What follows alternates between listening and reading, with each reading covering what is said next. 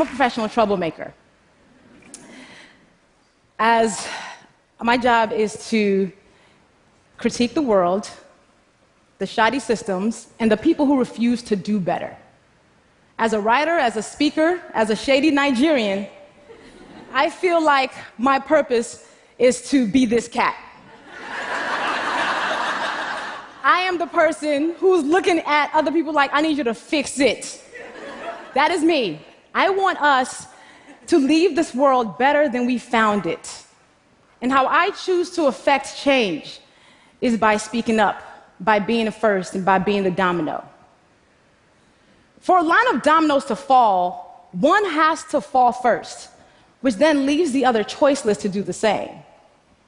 And that domino that falls, we're hoping that, okay, the next person that sees this is inspired to be a domino.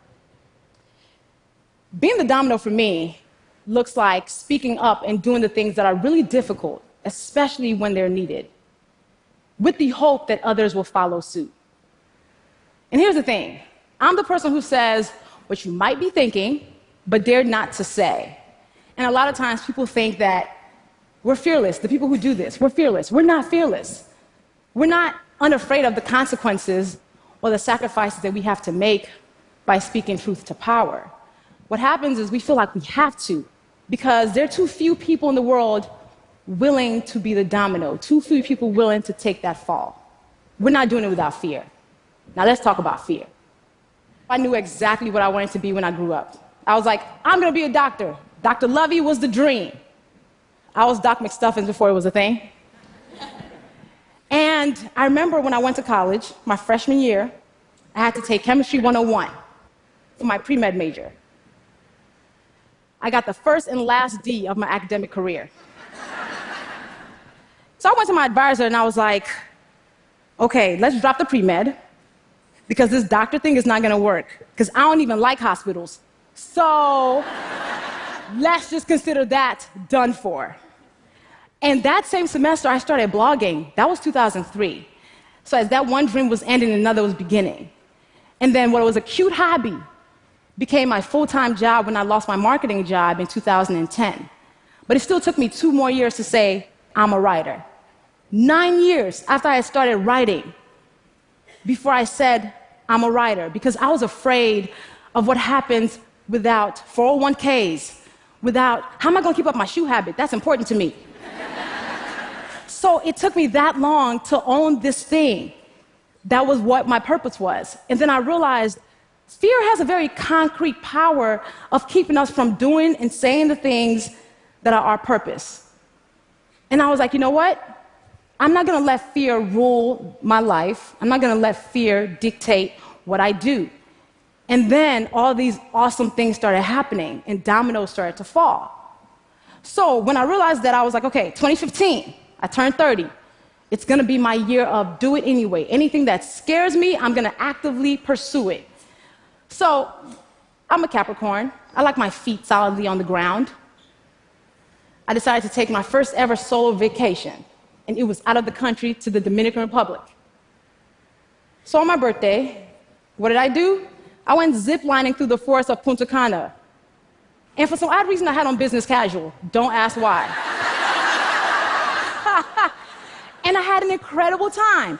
Also, I don't like being submerged in water. I like to be, again, on solid ground. So I went to Mexico and swam with dolphins underwater.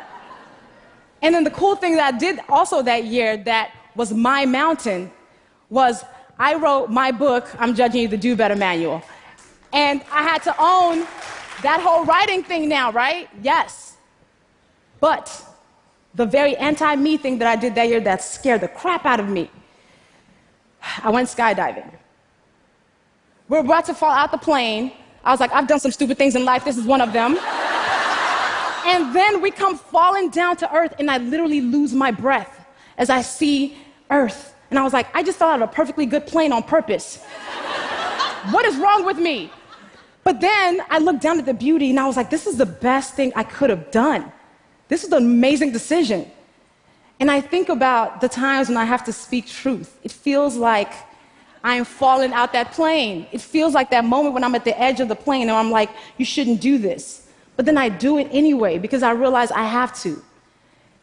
Sitting at the edge of that plane and kind of staying on that plane is comfort to me. And I feel like every day that I'm speaking truth against institutions and people who are bigger than me and just forces that are more powerful than me, I feel like I'm falling out of that plane. But I realize comfort is overrated because being quiet is comfortable. Keeping things the way they've been is comfortable. And all comfort has done is maintain the status quo. So we've got to get comfortable with being uncomfortable by speaking these hard truths when they're necessary. And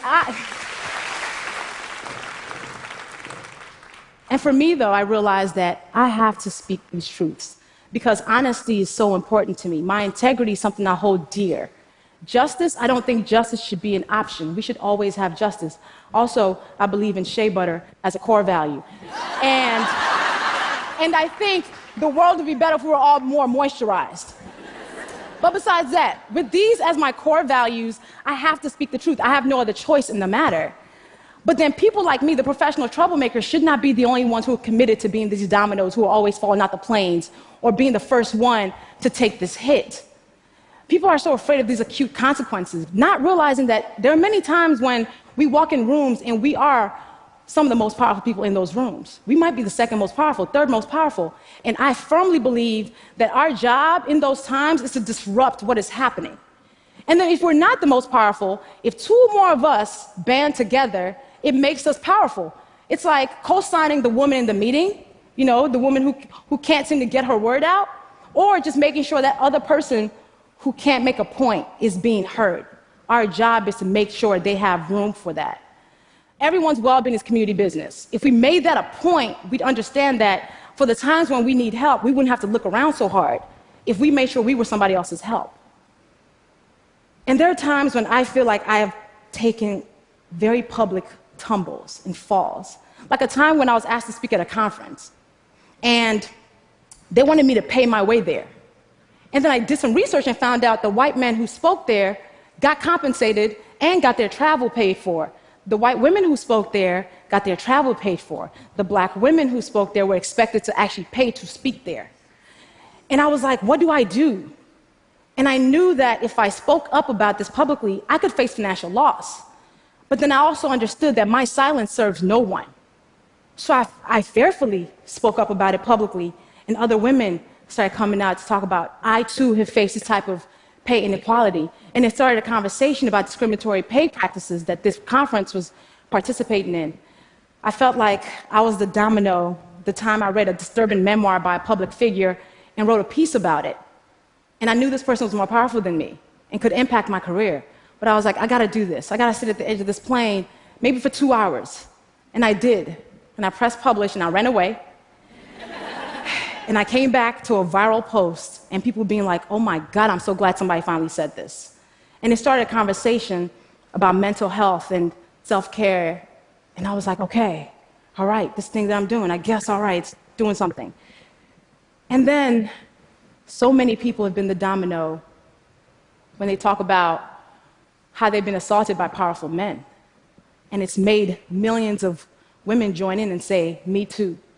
So shout out to Tarana Burke for igniting that movement.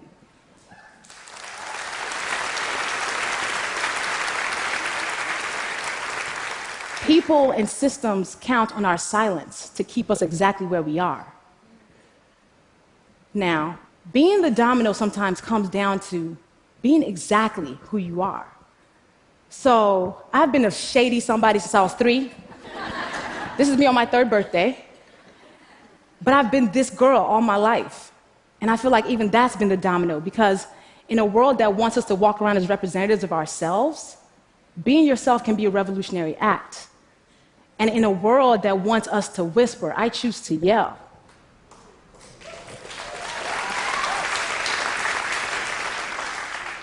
When it's time to say these hard things, I ask myself 3 things. 1, did you mean it? 2, can you defend it? 3, did you say it with love? If the answer is yes to all 3, I say it and let the chips fall. That's important. That checkpoint with myself always tells me, yes, you're supposed to do this. Telling the truth, telling thoughtful truth should not be a revolutionary act.